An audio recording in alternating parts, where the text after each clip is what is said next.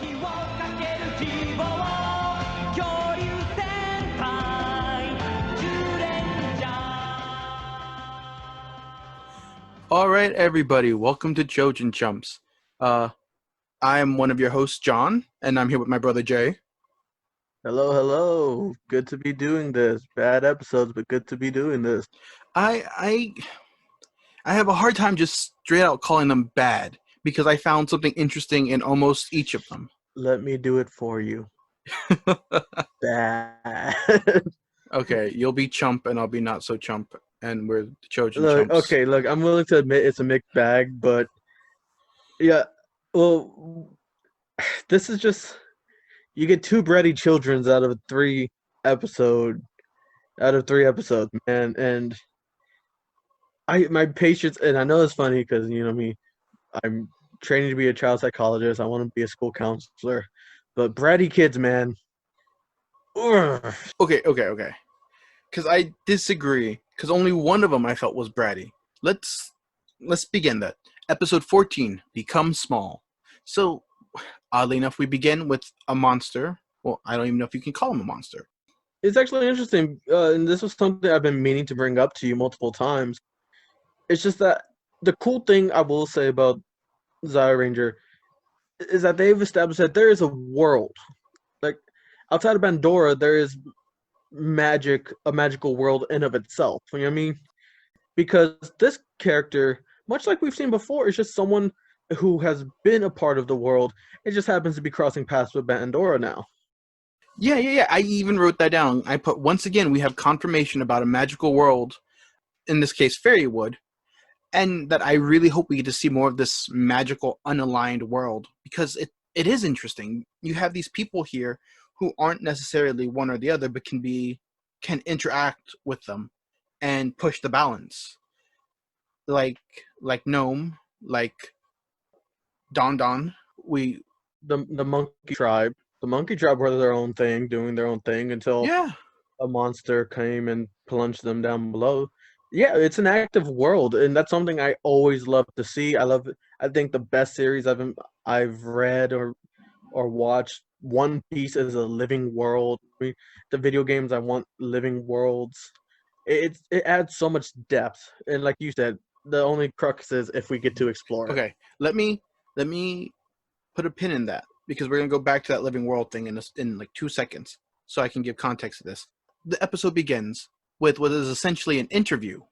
There's this weird dwarf creature, and he looks hokey as Real he looks ugly ugly. motherfucker. Yeah. And he's like in a peasant's outfit. Apparently the fairy forest is filled with ugly sticks.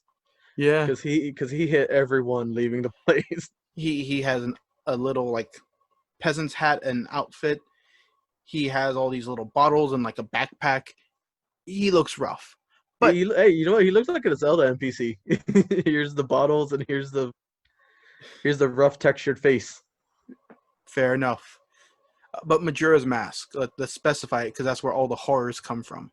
So, Don is interviewing with Pandora, and his specialty is sculpting. And the reason he is because Leprechaun needs help, as Pandora is always rushing his creations. So she literally put up an ad in Fairywood. And he shows off his little creations. She's like, well, let me see an example of your work. He pulls out a jar that has these little statues in it. He opens it up, and the statues come to life and dance around. And everyone parties for 2 seconds, and then Pandora's like, the fuck you think this is, son? And she gets pissed because it's too festive, and she needs scary mascots. She literally says, I need monsters that will scare children. And then, this is going to be common throughout, it zooms in on her face as she yells at him. And that was freaky. Then we shift, and you see Dan and Boy are patrolling the school gates. Like, did you see that? Like, was that the vibe you got? Yeah, so they're patrolling They're just going around doing their due diligence. And it makes sense at this point to make sure you hang around children, because Pandora has a habit of, making them the target. But here's the thing. We talked about this living world. And the Rangers seem to have a life outside of it, because the kids recognize them and play with them. People aren't freaked out when they come up to them. They, like, semi-recognize them. but still need an introduction. And so it's like, what do they do with their days? Jetman, you saw what they did. They trained, they worked out, they We saw built what Guy did. machines. Guy hoard around and play jazz. Like, they had things they did. These ones, like, they exist outside of being Rangers, but we never see that side. So then we get introduced to our child of the episode, Toshio, because he's being dragged by his mother by the ear because he forgot his homework. In classic Japanese style, yes. And she is bitching him out. And again, she's yelling at him. Another facial close-up. And Please don't phrase it that way. no. So, and Dan and Boy talk about this. And so this is why Mr. Child Psychologist needs to weigh in, because you get it where Boy is like, man, she's being real harsh. For kids, it's frightening to be yelled at by adults. And fucking Dan is like, nah, you need to beat him, teach him a lesson. Maybe he'll learn. And I just found that hilarious, because that is the theme of this episode. Parents are dicks to their children, and the effects it has on them. I viewed this episode as the question of beat or not to beat. Do I lay my hands on the child? And I gotta say, it's tempting. But not at the moment. In these very, very, very early segments, you can just, you feel for the kid.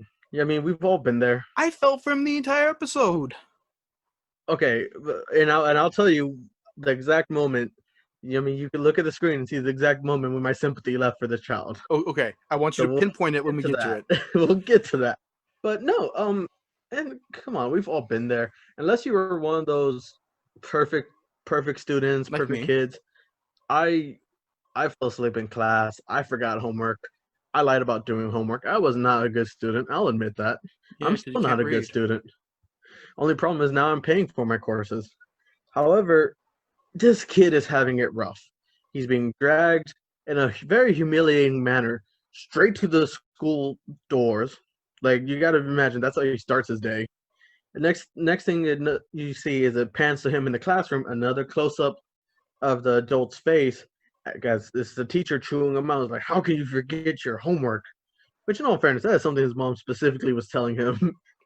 Can't believe you better not have forgotten anything. No, she And said eventually- she said you forgot your homework. Your teacher's gonna bitch at you too. So yeah, it's like, it's rough. Like, we get it. You do want to show discipline to the children, but Lord, man, especially since he's standing in front of the class. Yeah, I mean, he's very isolated in that moment. It's just all the focus is on him and his failings. And that's rough. That's rough as an adult. I mean, you don't want someone making it. There's a reason that if something's happening and you're getting disciplined, they take you into the office. You know what I mean? It's just not a good way to go about things. But finally, and at first I thought he was just meant to go stand outside. But no, we find out kid just bails. Yeah. Because next thing you know, you see him leaving the school. He skips out because he's so humiliated and scared and all that. And then he runs into Don, who Bandora literally sent him to Earth because she's like, you gotta learn your shit. And they sympathize with each other because according to them, they are both losers, right? Yeah. And you get a quick, they sympathize with each other, and then Don whips out his jars because he's like, hey, I can suck things into my bottles and make them tiny, and that's what I'll use to practice my sculpting. And Toshio asks if he can try it. And the motherfucker grabs a huge bottle and sucks up a plane. And then they go on a spree of sucking stuff up. Yeah, I literally called it a sample spree. Because that's what they're doing. He's like, I need samples, I need references. You know what I mean? Anyone in the art community knows I can't do shit without a solid reference here. But the problem is, like you pointed out, they go for like probably the most civilian-packed items. They pull a plane from the sky. Here's the bullet train, which, if you know anything about Japan, you know that's filled to the brim. And And then they always on take time. and always on. Well, not today. In the fucking Tokyo Tower, they took Boats. like every. It's like, hey, what's very important to our society? Go ahead and grab that because that's what they did. And so here I have a problem because we see this happen, and then it shifts to the news, and the Rangers are somehow magically watching the news on their magic TV, which would be fine, except they're saying how these things are disappearing, and then literally show the exact same scenes we watched again. And I'm like, this might have only been like maybe 3 to 5 minutes, but that's 3 to 5 minutes we could have focused on something else. But they're like, oh, Bandora. And so they run off and look for things, and they see the ship like being dragged away. So they go and follow it through the air. Yeah, a ship is and when we say ship, don't think like a little family boat. It's a tanker flying through the air, and they're like, okay, obviously follow that. Now let me go ahead and say this though. As Don Don and Toshio are doing this, as stupid as we all know it to be, in all reality, there's no evil intentions. It's literally a kid being given like a new toy, and they're just trying it. I mean, Don and Don is Don also Don, dumb. He's probably has the same intelligence level as that child. yeah, and Don Don's playing along. He gets drawn into the excitement. This isn't a spiteful thing. This isn't a bad thing, in their minds. And so, and you'll see this coming up, but I feel like it's important to note that because their motives here aren't evil. But yeah, the Rangers head out. Boy and Don straight up jack a car. They see the ship, stop a dude who's driving, and is like, "Hey, we need to borrow your car." No. First they follow the ships and they find them. They find Don Don and Toshio, and they're like, "Hey, there they are! Wait!" And they just bail. They just both run off and jump in this truck bed that's driving away. You're right. To try to get away, and then it turns GTA's Zyuranger, where it's like, "We need your car," and then you just see them chasing after it. And here's the big thing: the reason they've run away is because they're afraid of getting yelled at. They're afraid of being like punished. There's no trust with adults there. It's all they're going to be mean to me. And so, in a panic, Don Don sucks him up. And Toshiro, he doesn't feel good about it. And then Toshio. Did I say Toshiro again? Toshio doesn't feel good about doing it. And the Rangers are tiny in there, and they let them know. They're like, "Hey, you gotta let us out. You gotta let everyone out. There's people in there." And Toshio's like, "Oh crap, there is." And he's like, "Okay, we'll let them out. We'll let them out." And at that moment, Don, for whatever reason, threatens him. He's like, "You're gonna get so many spankings." And Toshio does the logical thing. Well, if I'm gonna be punished for it, I'm not letting you out. He just straight up throws the bottle. Bandora takes advantage of that because she's always watching. She sends her goons to capture the Rangers. Well, capture the bottle. Yeah. Because the other Rangers are still MIA at the moment. Doesn't matter. They immediately show up. As they're known to do. Yeah. So they transform. Interesting fact about, or not fact, but what I noticed about this fight, and you might have too, since it's taking place in a larger area, unlike the smaller ones where we'd have the tracking shots that would showcase the fight that I really liked, you had cutaways or transitions where you go from one person fighting to another one because there's enough space that rather than show it all in a linear fashion, you can jump around because they're all fighting multiple putties. They're all going at it. Mm-hmm. And all on different levels. Yeah.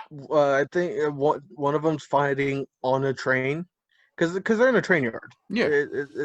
They're by the tracks and there's some trains just stopped. And so you got someone fighting on the train. You got someone fighting on the gravel. So, yeah, you have more set pieces to pick and choose and scan from. It was very cool. Something I can never knock these people for is their fight choreography. It's just so tight and so just like doing it this way adds more. Even if it's just variety, it works, and I dig it. So, real quick, Don Don and Toshio are attacked. Don Don, because he's not a bad guy, tells Toshio, run. And he takes the bottle with him. But, the bottle gets passed around, it gets thrown. Toppat and Bookback are after it. It eventually ends up on the railroad tracks, just as the train is coming. And I found this funny, just like an odd quirk. Boy crosses himself when he sees it. And I'm like, was there prehistoric Jesus? What is this? But May rescues them, and in another weird way. I just want to say, before May rescues them, she's getting fucked up. She gets decked full on like twice in the head by two putty golems. I did not notice that. Dude, she gets jacked up. That's why when she went flying to save him, I was like, I don't know how you did it, sister. Good for you. Like you go, queen, because man, was she taking a beating. Because she had like 3 putties on her and a Grifforzor. I do remember this now. That's not a winning combination at all. But hey, May pulls through. She leaps, manages to grab the bottle before the train hits, and lets them out. The other weird thing, she specifically calls for Don, though, which is really weird considering she's always with Boy. But maybe those shots to the head really fucked with her. But she lets them out. The Rangers transform, and they get their turns fighting. Don Don and Toshio run away, which makes sense, only to find that his mom and teacher are looking for him and not making the situation any better, just like threatening him and shit. And so he's scared to be found because they're going to be angry. So Don Don and him are literally holed up because they're afraid to appear. And who comes to their rescue but Bandora? She's like, you want to be safe? You got to defeat the adults first. And she literally says this, because your parents and teachers don't like you. It's a full quote, because it's both your mom and teacher don't like you. That's why they want to yell at you. Which, straight up, that second sentence adds way more to it, because it's like, no, they just want to be mad at you. You need to realize this, kid. They do not like you. They are not on your side. Your mom had you so she could have something to be mad at. Pretty much. And so she does what she always does. She makes them fucking grow. So now you have what I'm going to call Dora Don Don and Dora Toshio. Even though they're not monsters, like legit, I can't wait to rank them. And she sends them off, and they're just stomping around. He sees his teacher and mom, and they like yell at him because why not yell at the giant, emotionally unstable kid? And he literally just yells, "I hate you both," and starts trying to stomp them. And so, have we hit that point yet? Have we hit that? When did you lose your faith in this kid? Yeah, because here it is, dude. They have him grow. And here's the thing. You're right. He's a very emotional child. He's scared. He's scared of being punished. He knows he's in trouble and all that. And I feel for him. I felt for him this whole time. You know what? When I stopped feeling for him?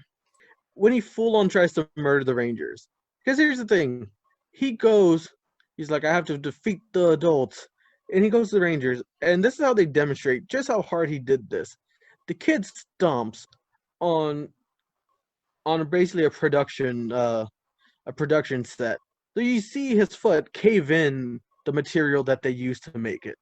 Mm-hmm. So, I mean, in the real world aspect of what he's doing, he did enough damage there to full on cause a crater.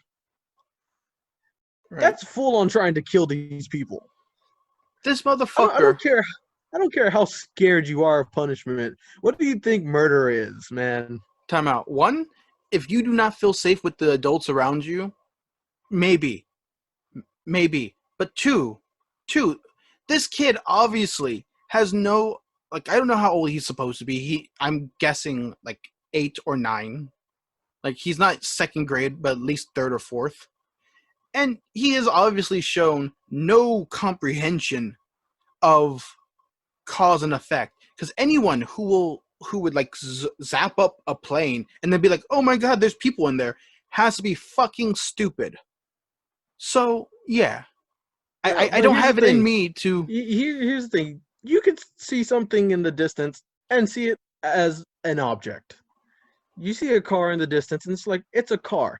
You don't think it's a car with a family of 4 in it. You see a plane in the distance, it's a plane. You don't think it's a plane from New York filled with a bunch of passengers. Yes, common sense dictates that.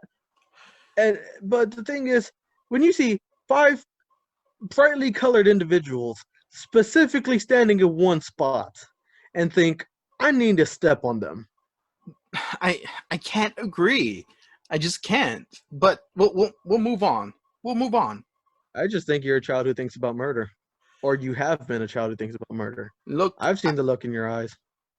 I will kill you all eventually, but not in nearly as cool a way. But Geki summons the guardian beast. And here was cool. There's a new song for them. It wasn't translated, but it was interesting because it was kind of grand feeling. And It was a different style, yeah. Yeah, it was completely different. And then you had different like transformation scenes because it like cut into 4 squares and there was different ones in each one as they merged rather than the common one we had. And Goshi points out the fact that he's like, we can't kill a child, can we? And because of that, they end up captured. Fucking Dora Don Don actually captures them. Let that sink in. It's like knowing Diva Talks is the ones who officially defeated, like, the Rangers. It's bullshit, but it's fact. But they summon Godhorn. It splits the ground outside and releases them. Fucking Dora Toshio grabs the sword, and his mom, not making it any better, is like, yeah, punish his ass. And boy lets her fucking have it. He's like, it's your goddamn fault we're in this mess. And then it starts wrapping up. Like, this is it. Watching the kid swing a sword at a man in a suit who then just disarms him and then yells at a woman. Well, and so, yeah, they got it, and he yells at the mom, and the mom was just like, I'm sorry. I mean, I need to do better. And the kid starts crying because he's like, I want to go back to normal. Because at first he tries to go to his mom and obviously He's almost gonna crush her. crushes her. And so he realizes just what's happened. And so he's clinging onto the Zord and is just like, I want to go back to normal. And Bandora shows up and is like, y'all are fucking losers. Both of y'all. And Geki's like, Bandora, you know what? Fuck you, enough of this. And tries to suck her into the bottle.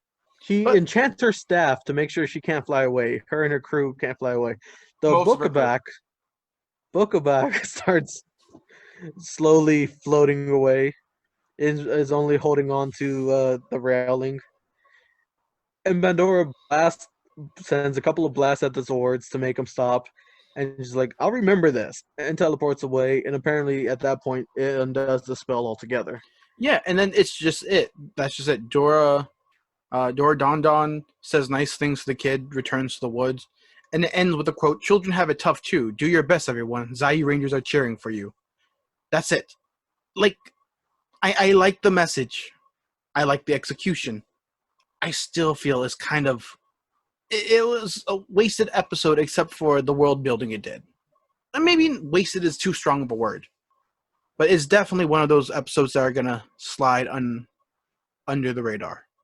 Look, it's one of those things where it's like it's the right lesson, just shown poorly.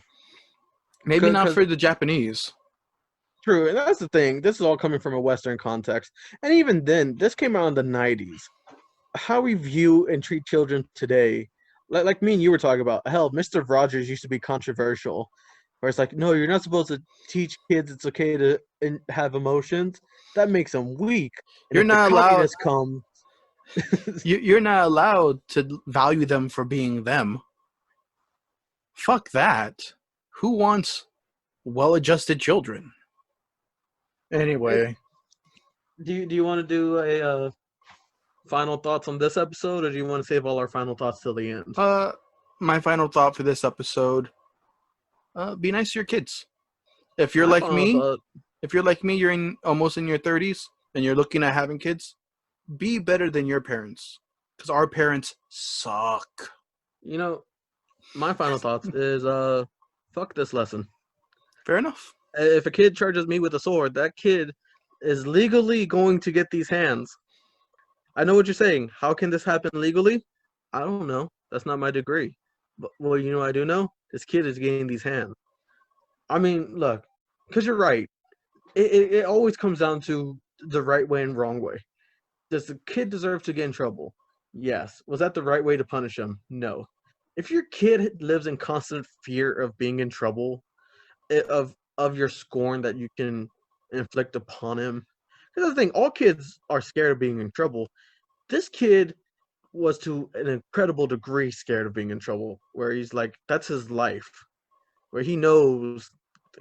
However, the moment you try to step on 5 human beings, I'm a lot less I'm lenient. telling you, motherfucker doesn't comprehend. He's like 9th grade and is dumb. Anyway. You know, yeah, he's 9th grade. Sure. So I say 9th grade. He's 9 years old. 9th grade would be completely different. Sure, but I gotta have the idea that he knows what a living thing is. Like I assume that kid at some point in his life has stepped on an ant and realized that, oh, I stepped on the ant. That ant is dead now. I've seen children do stupid shit. All right, moving on. Episode 15. Destroy the Dark Super Sword. There, see, I included the exclamation point for you. Thank you. And it begins. Dude. It is a Goshi episode, which I have wanted. And this actually agrees with a lot of things I've said about Goshi, that you were like, oh, I don't think it feels this way. I don't think I feel him like this. No. You weren't feeling this man like I was feeling him, because I was feeling this man. I'm going to say this. Take that out of context, bitches. We agree on a lot of it. I just didn't agree to the degree. Now, but you're right. I wrote about it too. I was excited when I realized it was Goshi. So let's just jump straight in. It begins with kids bullying each other. And I found this hilarious because Goshi's like watching and he's about to interfere when a girl steps up and she's like, don't interfere. Shigeru needs to beat them himself. And he can't, so she's like, God damn it. And she chases the other brats off. So it's then revealed that he's an orphan, or I guess they're orphans. Yeah, random tragedy is random. But he's 10 tomorrow, yeah, dude, so that's nice. Hold up, the way that they segue into this, she chases up the kids and like checking on her brother, and then immediately it pans to the sky because it's slowly going to them who are now sitting at a fountain. And she's like, so you'll have no parents.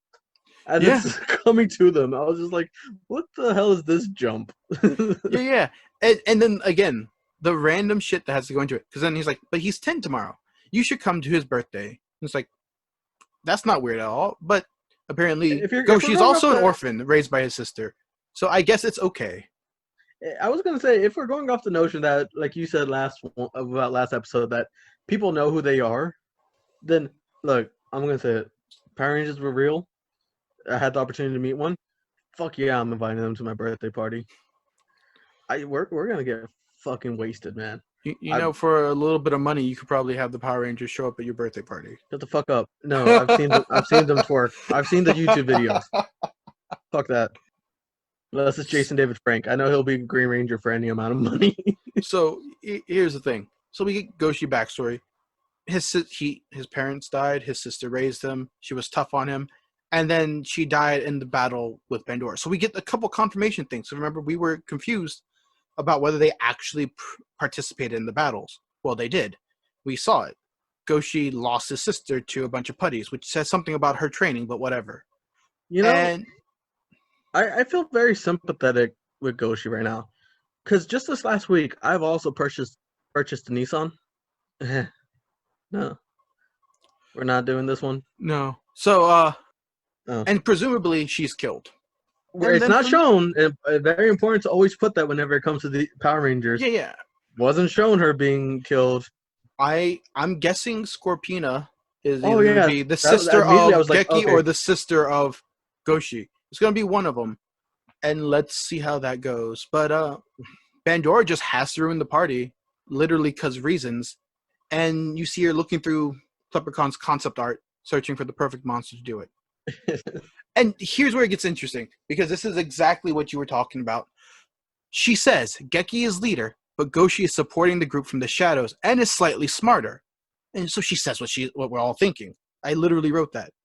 And her plan is to get rid of him to make the team fall. Now, she stops very briefly on a picture of the monsters. Mind you, the book she's flipping through has a picture of all the old monsters previously. Which was really cool to see. And the monster looked dope as fuck in the picture. I'm going to go ahead and say this real quick. Mhm. One thing that made Jetman so cool was that you kind of saw that these members hold their own different supports, like pillars. They were all pivotal in their own ways to the team. So Guy, very much, even though he was a rebel, he was that right-hand man. He was that second-hand leader. So if, for whatever reason, Ryu couldn't pull through, you had Guy. So that's why the moment it was like, I'm going to get rid of Goshi because, he's second in command and the team will follow and stuff, I was feeling excited because I was like, yeah, show like a hierarchy. Show what these guys are worth to each other besides teamwork good. Yeah. Because look, yeah, we all agree working together is stronger in the way, but there can still be ranks. There can still be an identity to who you are as a team, besides we're a group of friends. Geki's the leader. We've all known and established that. It would be nice to have that cool right hand man who is worth his worth. Yeah. And so to gloss over some things now, because I don't think any of them is super, super important. Shigeru's birthday happens. Goshi surprises him with the Rangers, and they give him a present. And the sister says, "You got to be strong now. You're 10 because you're a man." And then obvious monsters are obvious because fucking there's a doorbell ringing, and then there's a tall, shifty dude and a short, fat, dumb dude. And I'm like, that's Topat. What are you doing? Is that actually them outside of costumes, do you think? I don't know. I don't want to speculate. I think the tall one was obviously him, and because it's not like his costume is hiding his face, like obviously welcome back. I just think the whole thing was dumb. Just say you didn't watch the episode, man. I understand. No. Okay, let me put it like this. I found it vaguely offensive, but I'm like, I don't know if it's offensive to them if they do it. Fair enough. But regardless, they hand him a present. He opens it up. It's putties. They attack. And here's where it gets interesting. So they're trying to capture the kid. They're trying to capture Shigeru, presumably because he will eventually make Mario. And they need to capitalize on that. But that's sweet Nintendo stock. Yeah. They're fighting. Gryffindor comes in clutch, sends Goshi flying. They get the kid, transform. The guys transform, the Rangers. And Goshi is the center. This is a Goshi episode, so he's in the center, and he's fighting, and he's doing well. Even though he's taking on Gryffindor, I haven't seen someone take on Gryffindor this well since, probably since Jason. Jason, you can say it. We can say his name here. Can we? Can we? Yeah, because every time Geki always has to take a couple of hits, and it's a struggle. But Goshi, whether it's through training or whatever, he seemed to hold his own just as well and without damage. He's just tank. He's the tank of the group. That's fair too. But regardless, the bad guys summon a magic cloud and succeed in flying away with Shigeru. Here's where it gets fucky. Because Bars is like, it's a full moon. If a 10-year-old crafts a sword on a full moon and a witch casts a curse on it, the strongest sword in hell will be born. Did we mention Barza needs a hobby? Dude, his hobby is taking care of the place. He does this sage shit in his off time. But I'm like, Barza needs a better hobby. Those are super specific conditions. But I was excited because what sword did I think it was? Yeah, I thought it was that awesome ass curved Green Ranger curse sword. I thought it was going to be the dragon sword, the legendary weapon kind of thing. But they specify no legendary weapon has ever defeated it. So it shifts. It shifts, and they're crafting the sword and singing. The kid is scared, but he helps. And Bandora calls on the spirit to combine with the kid's aura and summon it. And I was still excited at this moment. Like, what did you think about it when you saw it? About the sword coming together? About the sword, about the concept. Because right here, right now, we had an interesting concept. And that's just what it was. Again, I was holding out thinking it was going to be the Green Ranger blade, where I'm like, oh, this is going to be so awesome. It revealed it wasn't, so I'm like, okay, but let's see what happens with it, because it's still a really cool idea. Yeah. This ultimate forged weapon, hell, it's literally called the strongest sword in hell. The part I really focused on was the fact that legendary weapons could not defeat it.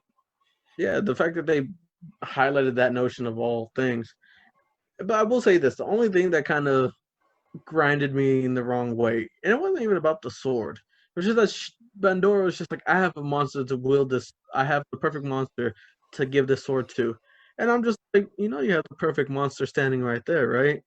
Like, I've seen Gryffindor slice up Rangers for 14 episodes. I'm like, but you give it to Dora. You give it to Gryffindor, and they're dead. You have to give it to a Dora monster that can be defeated in a single episode. I get that, but I'm just saying, when it's like, I have a monster to give this to, and I'm just like, you got probably the best monster right there, who is quite good at wielding a sword.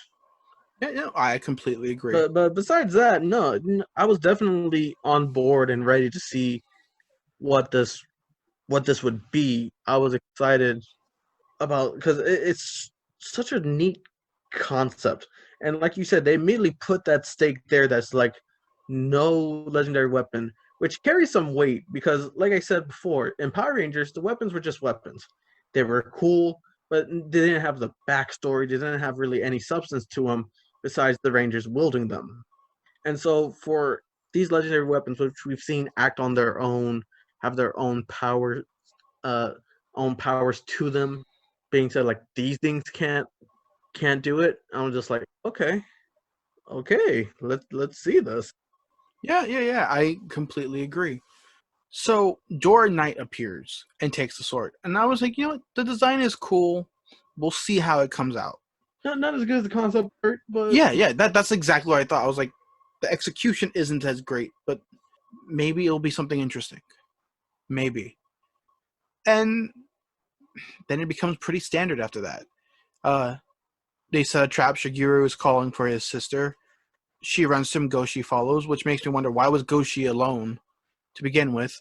But she sees him and screams and is attacked by Gryffindor, and they're both tied to stakes at that point. And Goshi's there, is attacked by Dora Knight. Bandora is laughing, and it's cool because it's a one-on-one fight. And Totepat and Bookback are sitting there broadcasting the fight live. Literally, one has a camera, the other one has a mic and is talking. And they were live streaming. You call it what it is. And Goshi and him fought on fairly even terms. Really, what put Dora Knight over the edge was the fact that the legendary weapons couldn't work. So literally, they were getting destroyed as they fought. And then at that point, I realized it's a basically a gimmick monster. And I was like, God damn it. Okay. Yeah, and here's the rough part, because it is cool, because Goshi is beaten on the ground. He's just like, I don't know how I can win this. But he's hearing the children scream for him. Specifically, he's hearing the little girl. Which, correct me if I'm wrong, did they never name her? They mentioned her name at the very end once. Yeah, because I was going to say, this whole time, I don't ever recall, I know Shigeru's name. They do that. They have done that several times in these episodes where they'll just have kids and they won't really name them or introduce them until like the very end when they're like, thanks, random kid. And it's like, yay, Rangers. But the sister, he's specifically hearing the sister, and obviously he's getting flashbacks to his own sister. His PTSD kicks in. Yeah, the moment where he lost her, and that gives him the strength where he leaps away from the battle up to them and makes a point where it's just like, if I'm going to do anything, I'm going to make sure these kids get out. Yeah.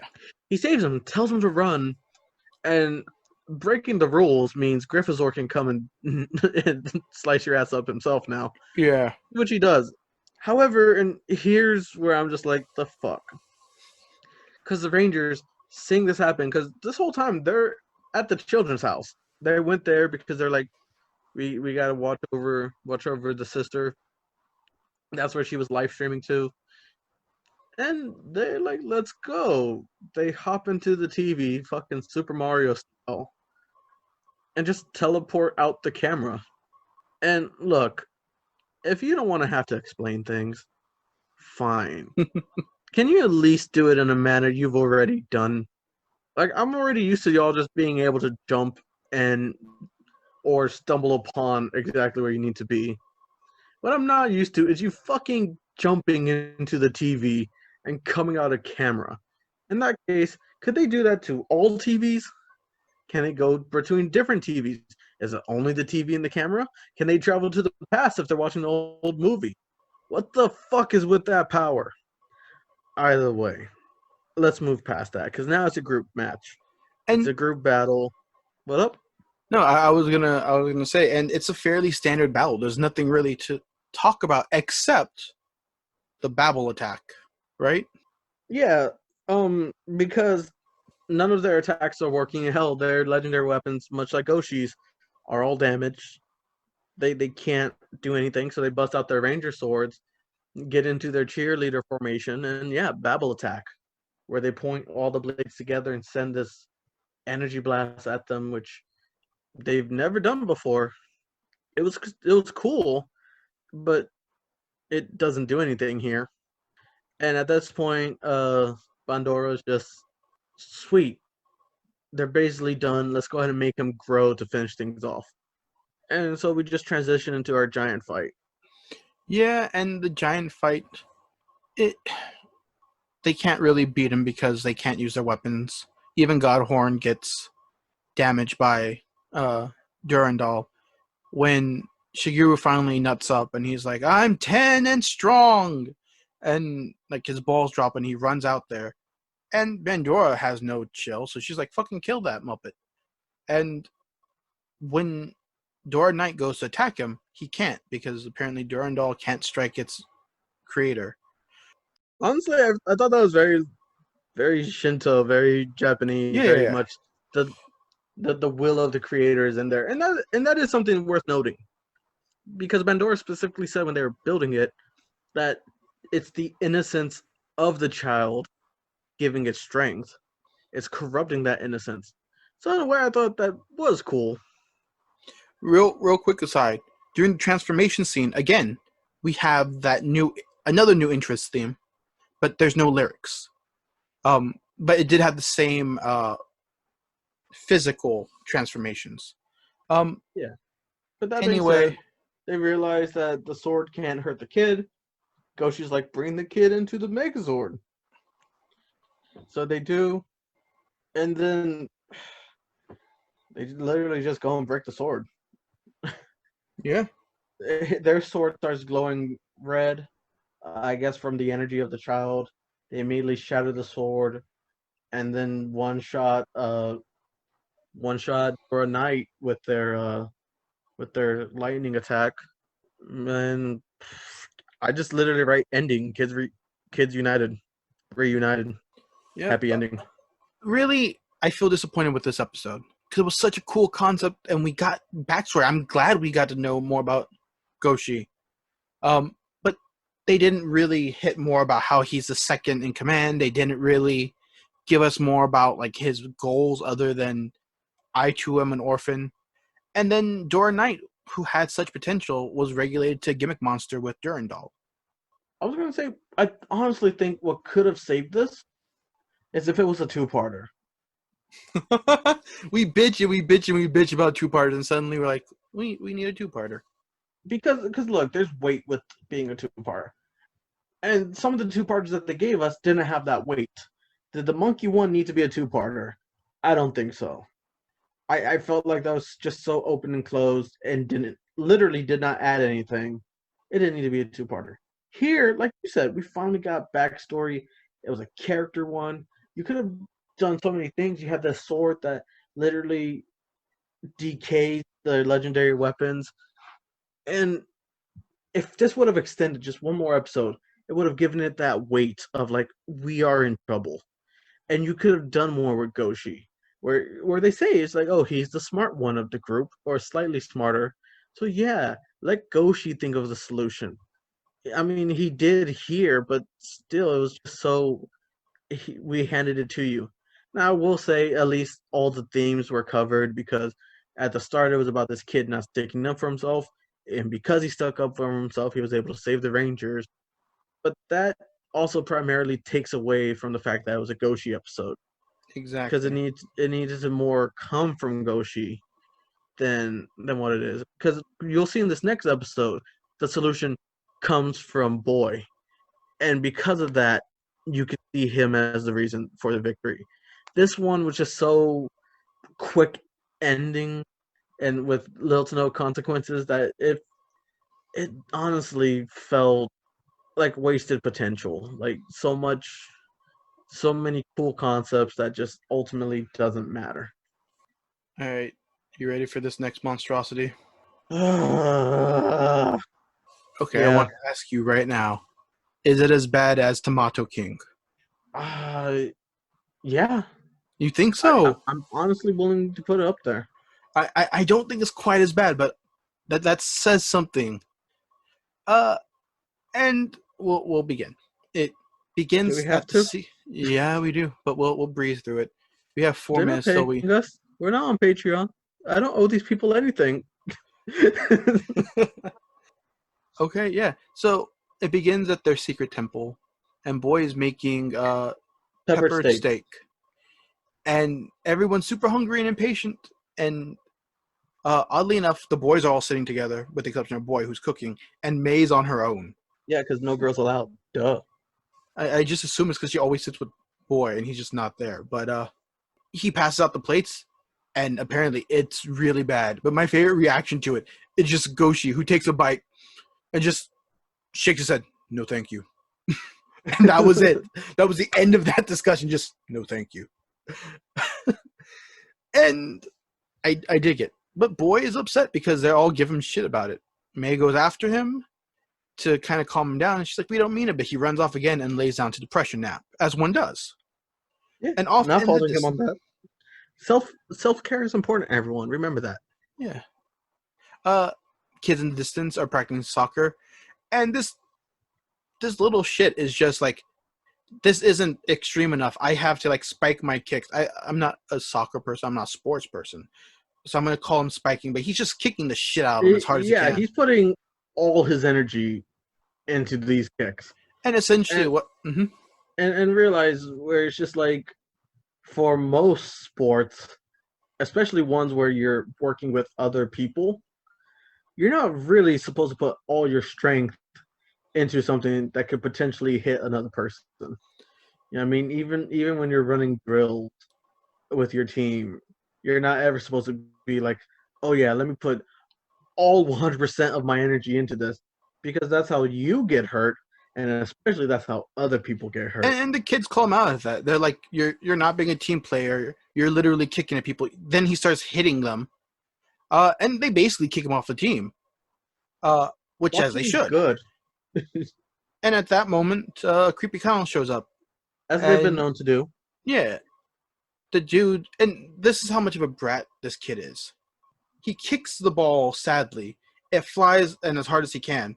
It flies up, hit Boy in the face, and all the little shit says is, it's your fault for sleeping there, and goes off to sulk. Then the clown gets an erection. I literally put pouting brat, clown pops a boner. Yeah, so his like stomach crotch area starts expanding, and he like jizzes a soccer ball, a gold soccer ball, a golden soccer ball, and he gives it to the kid. Tells him, kick it at your team. Yeah, he's like, hey, you're a shit who wants to do shitty things. Be a shit. As he kicks out the team and sneezing powder goes in the air. And basically, then they just go off causing shit to happen, attacking innocent people. Bookback and Toppat are watching, they're laughing, they have a weird rap scene. Yeah, that was very awkward. I wasn't sure what to do with that. Bandora spits hot beats. What else are you supposed to say? Yeah, fair. But I think, because I'm not entirely certain, but I think based on that rap, they were just going to sneeze until they die. No, like, yeah, she just puts that in there where it's just like, I mean, I literally think that's the lyric in there where she's like, sneeze until you die. Which already kind of just shows you what kind of episode it's going to be.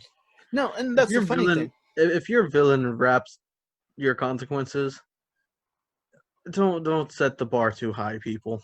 I don't know, the Muppets movie did that, and that was pretty okay. You know, 8 Miles did it too, and it worked out well for Eminem.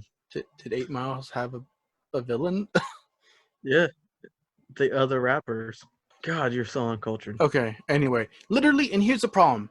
This kid is a dickbag to be a dickbag. He knows what he's doing is wrong. He doesn't care because he's hurt, and therefore he has to hurt others.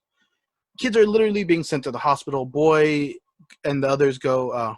Boy shows up at the hospital while the other Rangers go to investigate. And it's a sneeze-causing virus. Woo. They go after Bandora. Boy is staking out the soccer fields because he knows Douche Kid is doing this. Well, that they're attacking. Well, he knows that his soccer team's being targeted. Yeah. And so that's why. Yeah, I mean, even the other Rangers say it, where it's just like, Boy must already be on the case, and he is.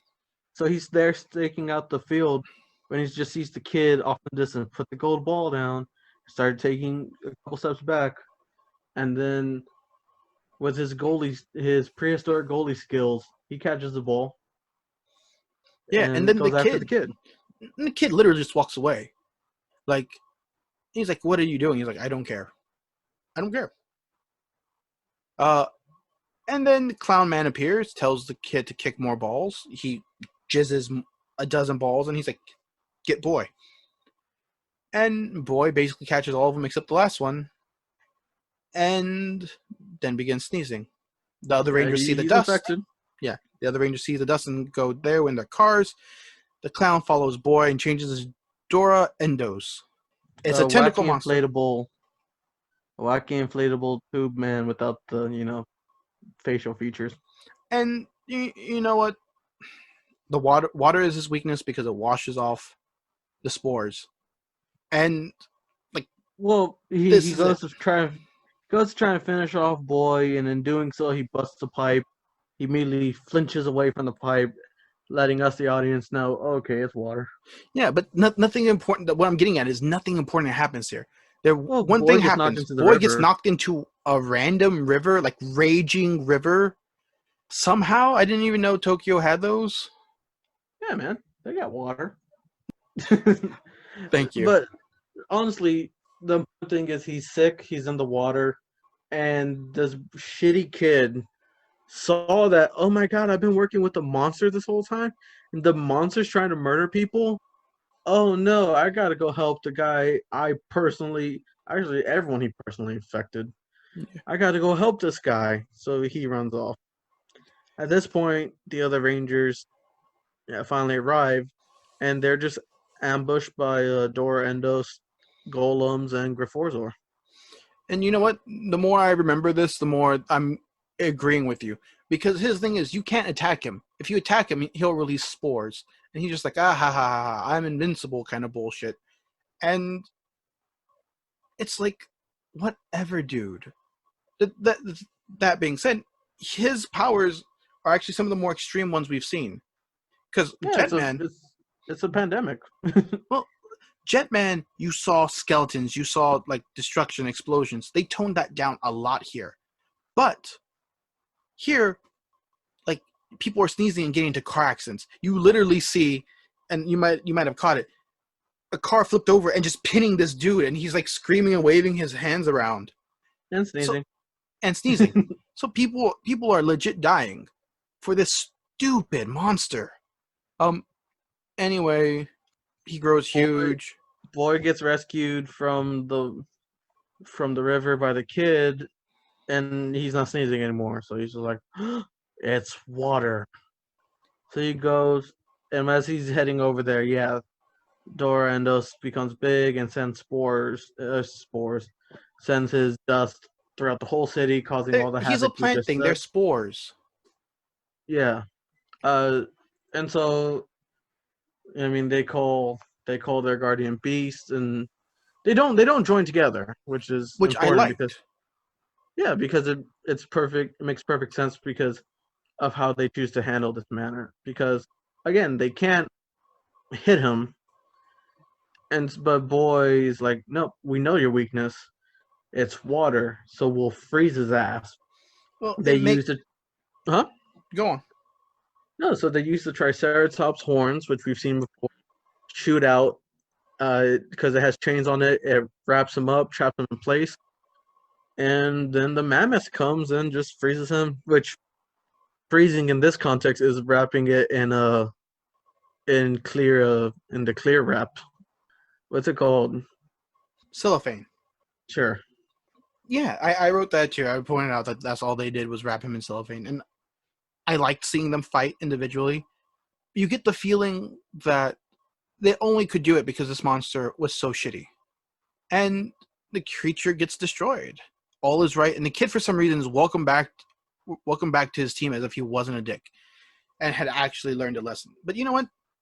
You know how I said be nice to your kids? Not that one. Don't be nice to that one. He's a dick. And this episode fell flat because I thought the lesson is stupid. Like, yes, I'm glad to see a boy-centered episode. Not because it gives him growth necessarily, but because it at least features a ranger. But, man, was that shitty. I mean, it's hard to even call it a boy episode. It started off with boy being the focus, and in a way, earlier on, I actually questioned where I'm like, is it a possible parallel? Because he says when he's staking out the field, he's like, I'm going to stop the monster and show the pride of, I think it was the Dime tribe. Mm-hmm. And I'm like, so is this a possible parallel of people wanting to prove themselves, where it's just like, this child is just like, I have a killer kick and I want to, make my name with this, but everyone else is shrinking away my opportunities, and boy He just feels did unappreciated. the kid did seem very preoccupied with receive my kicks, guys. That being said, it's either lost in translation or stupid. Though I came to a ¿Por qué no las conclusion. dos? Don't talk that devil English to me. So I think I came to a conclusion watching this episode. I think Don is immature, but Boy is more childish, if that makes sense, you know? Yeah. Because It doesn't, but I get what you're trying to say. No. No, yeah, where it's just like, Boy is definitely childish in his manners and his beliefs and the way he is willing to go about things, while Dan is just like, oh, it's funny if I flip a skirt. yeah, something like that. Let's rank these fuckers, because I have nothing more to contribute about this fucking episode. Yeah, no, that is an episode where I had to take a step back and say that's 20-something odd minutes of my life I'm never getting back. Yeah. So we'll start with the two monsters from the first episode, Dora Don and Dora Toshio. Honestly? Yeah. And I think this might catch you off guard. Okay, let me have it. I would rank Don as a C, because I felt like as a theme he was complete. It was one of those things where, look, yes, he's a badly designed thing. However, he's like, I'm a dwarf from the fairy forest. I use these jars to capture not even my enemies, but just as examples, and I just sculpt. His powers wasn't used in an evil way; it was used in an immature way. And the moment he realized it, he immediately stopped. And even towards the end, again, while Toshio was being told defeat the adults, Don was told, "I'm going to kill you if you don't defeat the adult." Well, technically they both were, but Don for the whole time when it came to Pandora was literal survival. And so, like, as a theme overall, he was concise and useful and didn't break away from it. And so because of that, and his power was pretty devastating. I mean, hell, he literally captured the Megazord. He literally captured it and was only they only escaped because I mean they're just as incompetent because they're dumb people. So I would say like thematically, I'm willing to put him as a D if you want to mark off point for his design. But I think like as the full package of what he was and what the episode and what he was for the episode, I'm willing to give him a C. I'm gonna agree with you that it's hard for me to knock off points for his design because it's a tight package. It is a well thought out concept. His power was devastating. He fucking Dora Don Don captured the Rangers, even if it was only for 2 seconds. And actually, I forgot to bring this up real quick. Do you remember what his name was in America? Dude, I'm gonna let you know right now. There's so much of Mighty Morphin I just blocked out because it was bad. No, but here's the thing. I was honestly thought this episode would make you think of the American one. You know why? Why? Because there's an infamous scene which doesn't make sense unless you know episode 14 of Zyuranger. Because first of all, his name was Pickle Sneezer in America. He's Trini's favorite doll, who Bandora brought to life, and it did what the character in his story would do, which would be go and capture things. However, in the American one, and people might have seen this because it was something that was blasted around for a while, because there's a video where he's just like, who the fuck is that kid?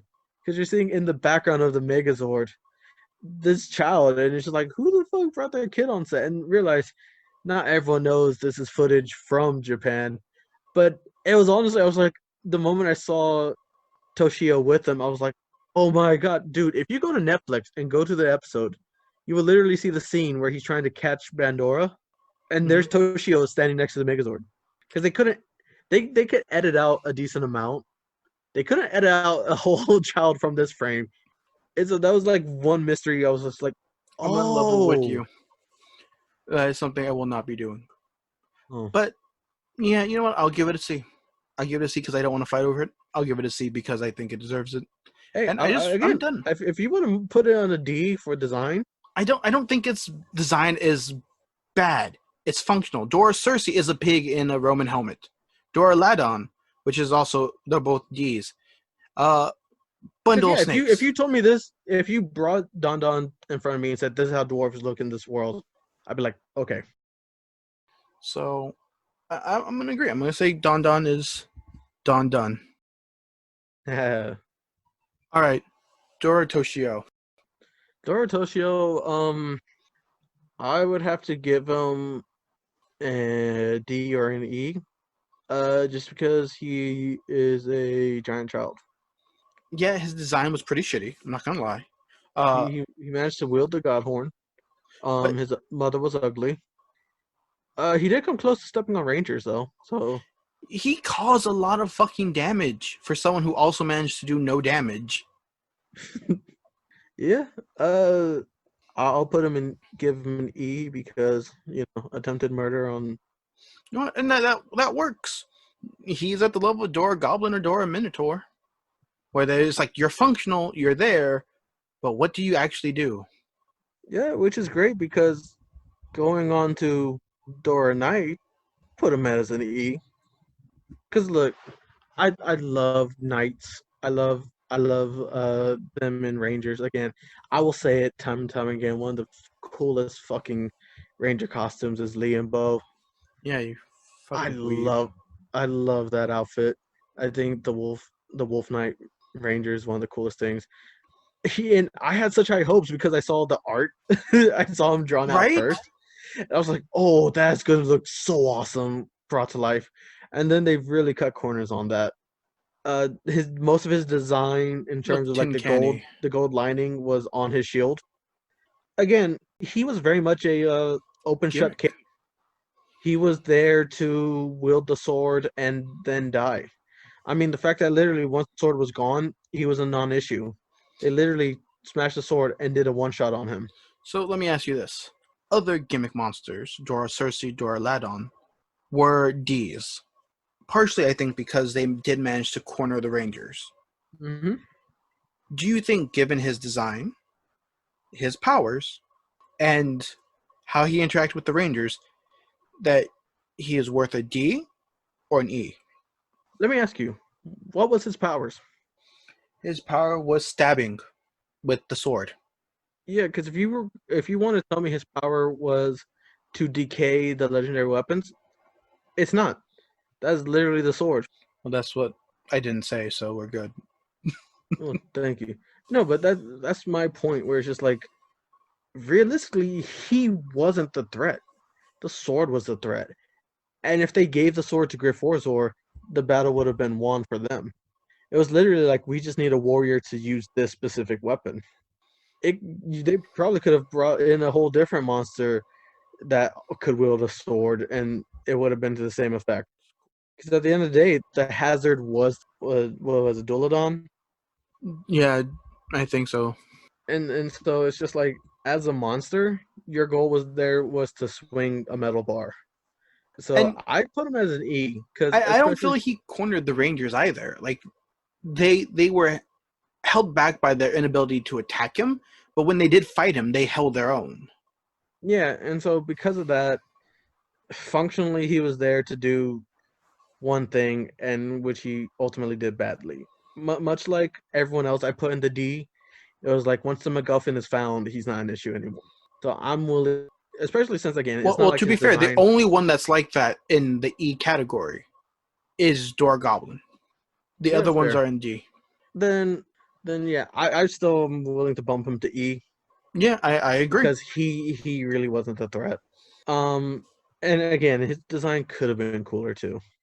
So we got that done. Let's talk about these 3 episodes real quick. Wait, real quick, Dor Endos, F. Oh, I forgot about it. Yeah, let's. I will give it an F. The design is wonky. Why are you a clown if you're a plant-based monster? Why are you ejaculating soccer balls? The Why was design is everywhere. why was your primary method of delivering this virus a kid kicking a soccer ball? Yeah, couldn't you have done it yourself? Like, There's so many. From every standpoint, the theme was a mess. Because you had Boy, who was upset with his team. That didn't matter the moment Bendora showed up. Bendora's issue showed up. You had a boy who was mad at his team and the world, who felt apologetic, and then as if that actually solved anything. And you have a clown plant monster that literally let's make sure is we're only judging the monster based off of the monster. That being said, trash. it is trash, and I actually think it is worse than Tomato King. Yeah, because at least Tomato King had like, Was funny, right? it was dumb, it was funny, and it actually had ties to the Ranger. Because as much as we want to give it trash, give it a hard time, its hard time stems solely from the fact that That ride is Yellow Ranger trash. was dumb enough to be scared of tomatoes at one point in his life. So back to these episodes. On the one hand, I'm glad we got to see more Rangers. I'm glad I got to learn more about Goshi. I'm glad I got to see Boy just interact with the other Rangers, because even though it was a short amount of time, when we haven't been getting that time, it means a lot, because ultimately I don't watch Power Rangers. I don't watch Sentai necessarily for the The battles. deep story. No. The opposite. I don't watch it for the battles. If I want a kaiju battle, I'll watch, Godzilla. I'll watch something that focuses on kaiju. Hell, Ultraman. Ultraman. Yeah. I watch it because at the core you have these human components in the Rangers. And if you remove that and the story, you suddenly just have nothing but Monster of the Day episodes that are kind of boring. That's what I feel like we kind of have this time. Like, last time was a lot of fun. This time, not so much. What do you think? Yeah, no. Overall, it's always going to be a mixed bag. And at the end of the day, you gotta take the content as the content. we can always say, man, it could have been better if it was like this, or if they went with this notion or this idea. The fact is, they didn't. And so, because they didn't, you have to look at what they gave you. And if it wasn't that good, it just wasn't that good. But it's hard to accept that when Jetman was so good. And I don't know what the logic was here, where you took this very. I promise you, something along the lines of, no, yeah, it's popular now, but sell it to children. You're right, because at the end of the day, Jetman was great. Jetman was interesting, but its Jetman was for core, young adults and adults. yeah, its core wasn't necessarily, hey, the world is under attack, so much as look at how these Jetmen interact with one another. Look at this love triangle. Look at whatever. Here, it's like, what's Bandora going to do, and how would they stop it? But the Rangers, it feels like you could swap their powers, you could swap them out, and it wouldn't matter, because what do we really know about them? Except Goshi's an orphan. And Geki's a prince. Yeah. Now, let me ask you, do you want to give a heads up about the next one? Oh yeah, I'm going to talk about this, because I want to put it on record how stoked I am. So, I don't know if we'll be able to do all three, but these next episodes have got me, like, moist. They're that good, I think.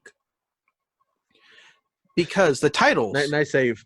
for episode 14, not 14, for episode 17, 18, and 19, right? Yeah.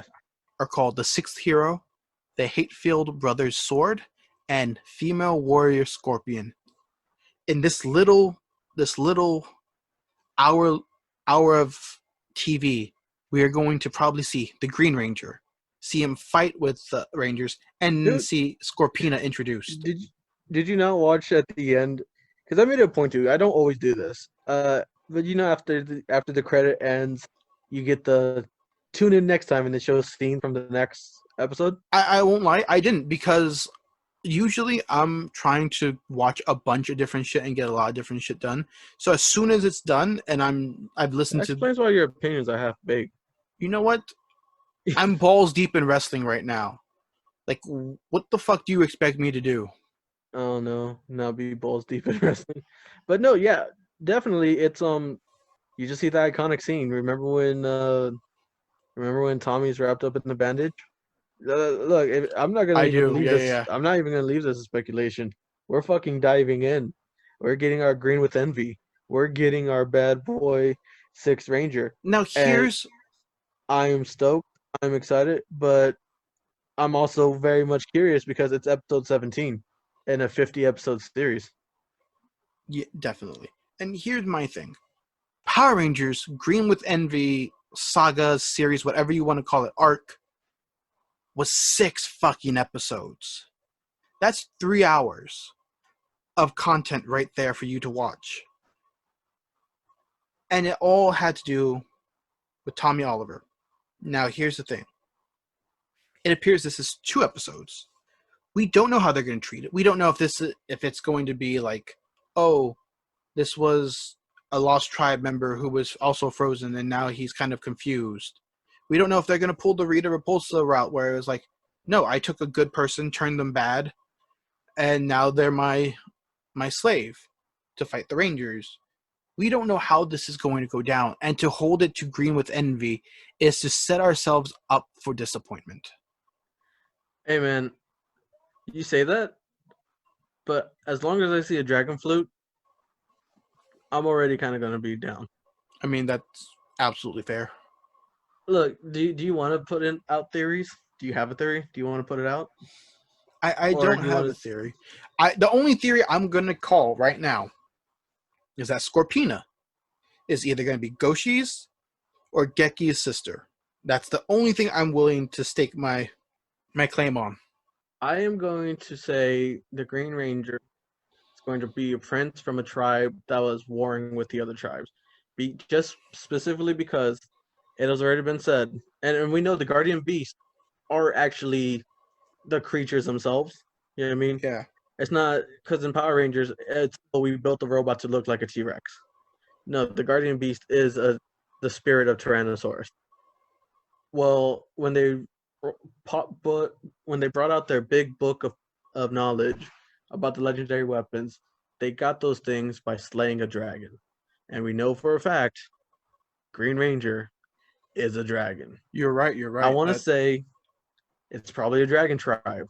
They were probably on the outs with people, or maybe they got people feared their power, or maybe you're right. Maybe Bandora did tempt him. Either way, he's on the outs and he's pissed. Now you're right though. We can't put it on the same level of Green with Envy because at this point, I'm not expecting it to be nearly as rad. Because Lord knows that was an awesome 6 episode ride. And I will speculate. I'll throw my hat in the ring somewhere. I'm gonna say that this tribe, this whoever this person is, has to be like opposite coin of Geki. Has to be, whether tribe wise or prince wise, just because it's called the Hate-Filled Brothers Sword, and to me that says it's gonna be almost Naruto Sasuke-esque. We're similar, but we have these differences, and we're friends, but not really. Except, you know what? Never mind. That's stupid because Sasuke is always stupid. It's Sonic and Shadow, where it's like we both gotta go fast, but I'm edgy when I go fast, and I'm a hedgehog when I go fast. That could be Sasuke. I mean, yeah, Sasuke the Hedgehog. On that note, yes. any final thoughts? Nope. I don't think these episodes deserve thoughts. Definitely not the last one. I will say the first one I enjoyed because of its goofiness. It wasn't a bad episode in my eyes. Second episode, I've been wanting Goshi. Could have been better, of course, but I'm still happy with what I know about him now. Last episode, I regret ever watching. Yeah, ultimately it's disappointing. These groups have been disappointing because of their potential. The only one that was actively bad was the last one, which I would say is just as bad as Dora Cockatrice. Except maybe Cockatrice was a little worse because it dragged into a two-parter. That being said, do you have a quote for me today? I do. And because of my mixed feelings about two of these children, so this is from the evil witch Pandora. Whenever I hear the sound of joyful children, I just want to rip my heart out in anger. I mean, that's true. When I lived anyone who worked at a Walmart can understand that. When I lived in the apartments, we had a lot of single dads, and it was great to live there until the weekend when they had their kids. And at 8 in the morning, you have kids yelling and screaming and playing, and I'm like, could you not? So that's all I have. Thank you for listening. I hope you've enjoyed this shit show that is Chojin Chumps. Follow us on Twitter. Love me, please. I'm not gonna love you. Apparently, your balls have been deep in wrestlers. Yeah. Stupid, sexy Tanahashi. Stupid, sexy Tanahashi. But no, guys, yeah. Follow us on Twitter. Be active. Give us feedback. We'd love to hear from you, even if only one of us is reading them. And we will see y'all next time. Peace.